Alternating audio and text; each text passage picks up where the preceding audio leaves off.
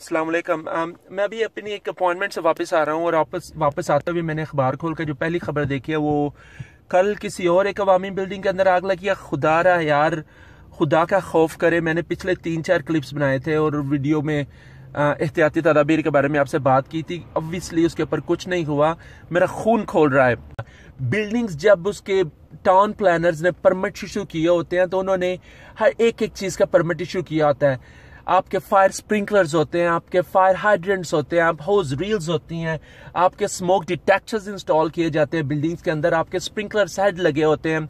Sprinkler heads की capacity, water pressure, उसकी performance, उसको मॉनिटर करने का एक फार्मूला होता है। उसको मॉनिटर करने के लिए एक चेक होते हैं जो कि बिल्डिंग ऑपरेशंस और फैसिलिटीज डिपार्टमेंट उसको या एडमिनिस्ट्रेशन इसका मैनेज करना होता है। ठीक है, आग लगने से स्मोक डिटेक्टर एक्टिवेट होते हैं, आपकी इलेक्ट्रिसिटी शॉर्ट सर्किट होने से सेफ्टी स्विच इंस्टॉल किए जाते हैं। ये इंजीनियरिंग ने, टाउन प्लानिंग ने उसको अप्रूव करने होते हैं।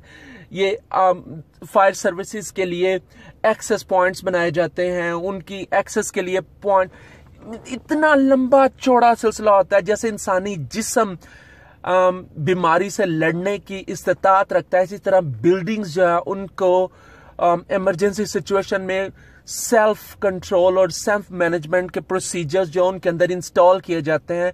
इसके लिए बहुत सारे प्रोटोकॉल्स होते हैं, प्रोसीजर्स होते हैं जिनको फॉलो किया जाता है। ऐसे होता नहीं है कि बिल्डिंग के अंदर आग लगे और स्प्रिंकलर्स एक्टिवेट ना हो। ठीक है, स्प्रिंकलर्स एक्टिवेट हो, वो फायर को कंट्रोल ना कर सके, हो सकता है कि फायर कैस्केड हो जाए, आगे फैल जाए, अगला स्प्रिंकलर एक्टिवेट हो जाएगा, स्मोक डिटेक्टर एक्टिवेट होगा। स्मोक डिटेक्टर ने अगर स्मोक डिटेक्ट किया है तो वो सिग्नल इमरजेंसी सर्विसेज को भेजेगा, इवैक्यूएशन अलार्म को एक्टिवेट करेगा, इवैक्यूएशन अलार्म लोगों को अलर्ट करेगा। फायर इमरजेंसी एग्जिट जो है ना उनके दरवाजे खुल जाएंगे, उनके जरिए आप बिल्डिंग से एविक्ट कर सकेंगे, असेंबली एरिया के अंदर आप जमा हो सकेंगे। ठीक है, बिल्डिंग के इमरजेंसी प्रोसीजर का जो सिस्टम है वो एक्टिवेट हो जाएगा, अर्ली वार्निंग सिस्टम एक्टिवेट हो जाएगा। ऐसे हो नहीं सकता कि जब तक बिल्डिंग जल के खाकसर ना हो जाए आप कुछ कर ना सके। ठीक है, आप झग मार रहे हैं बैठे हुए वहां पे कि आप बिल्डिंग के अंदर अगर एयर कंडीशनिंग को मेंटेन कर सकते हैं और बैकअप पावर जनरेटर्स और बैटरी पावर्स को मेंटेन कर सकते हैं तो आपने वहां पे स्प्रिंकलर हेड्स को मेंटेन क्यों नहीं किया हुआ? वहां पे आपने स्मोक डिटेक्टर्स को मेंटेन क्यों नहीं, इमरजेंसी एग्जिट इवैक्यूएशन प्रोसीजर्स को एक्टिवेट क्यों नहीं किया हुआ? उनको आप क्यों मॉनिटर नहीं कर रहे? ठीक है, आपने लोगों को एजुकेट क्यों नहीं किया हुआ? इवैक्यूएशन एक्सरसाइजेस आप क्यों नहीं करते? मैं फैसिलिटीज मैनेजर हूं, ठीक है, मैं कंसल्टेंसी भी करता हूं, ठीक है, मैं फ्री काम करने के लिए तैयार हूं। खुदारा अगर आपकी बिल्डिंग के अंदर किसी किस्म की क्या उसका नाम है, आपको श्योर नहीं है कि फायर के सिलसिले में या किसी इमरजेंसी सिचुएशन के अंदर क्या नुकसान हो, सब मुझे बताएं। मैं I swear to my mom, मैं आपके लिए फ्री काम करूंगा, कंसल्टेंसी में आपको बताऊंगा कि आपको कहां पे क्या चीज करनी चाहिए। आपके फायर हाइड्रेंट्स जो है, आपके पानी के वीएस जो है उसको चेक करने के लिए एक पूरा डिपार्टमेंट है, हर चीज के लिए एक डिपार्टमेंट है। मेरा दिल करता है कि सुप्रीम कोर्ट जो है वो इसके ऊपर एक्शन ले और ऊपर से लेके नीचे तक डिपार्टमेंट के एक एक बंदे को जिसने बिल्डिंग के अप्रूवल परमिट इशू किया था, इंजीनियरिंग को जिसने उसको अप्रूव किया था, टाउन प्लानर्स को जिसने वो अप्रूव किया था, जो लीज साइन करने वाला था, जो बिल्डिंग की जो एडमिनिस्ट्रेशन थी, ठीक है, बिल्डिंग की जो फैसिलिटीज थी, जो ऑपरेशन मैनेजर थी, एक एक को लाइन हासिल किया जाए, फिर ऊपर से आर्सनिस्ट आग लगाने वाले को पकड़ा जाए।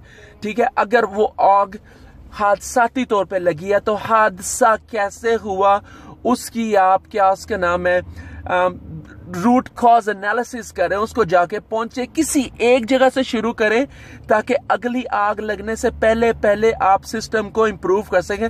खुदारा आप कुछ करें यार, इससे पहले कि तमाम पाकिस्तानी जल के मर जाए सड़कों के ऊपर, चौथी मंजिल से छलांगे लगा के खुद ही अपनी मौत को दावत दे लें। प्लीज आप कुछ ना कुछ करें, मेरा दिल खून के आंसू रो रहा है। मेरे वीडियो को ज्यादा से ज्यादा शेयर करें, मुझे ना शेयर करें, वीडियो शेयर करें, ये इंफॉर्मेशन जो अवेयरनेस है इसको शेयर करें यार।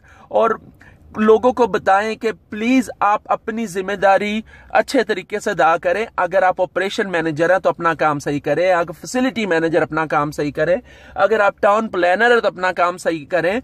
ठीक है, आखिर में जाके हुकूमत को ब्लेम कर देने से चीजें हल नहीं होती। आपको अपनी जिम्मेदारी अपनी हद तक पूरी करनी पड़ेगी।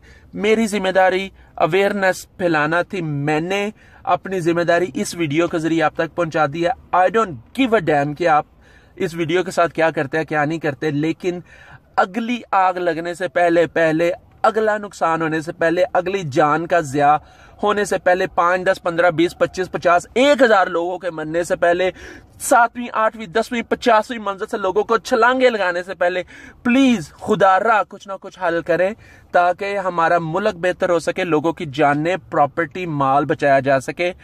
मेरी तरफ से इतना। मेरा नाम साकिब इमरान खोकर है। अगर मेरी कोई बात आपको बुरी लगी हो तो मैं आपसे माजरत खा हूँ, और अगर मैं आपकी कोई मदद कर सकूं तो मुझे ज़रूर बता दें। baba11ba11@hotmail.com मेरा ईमेल एड्रेस है। मुझसे सवाल पूछ सकते हैं और मैं उससे बात कर सकते हैं। अल्लाह हाफिज़।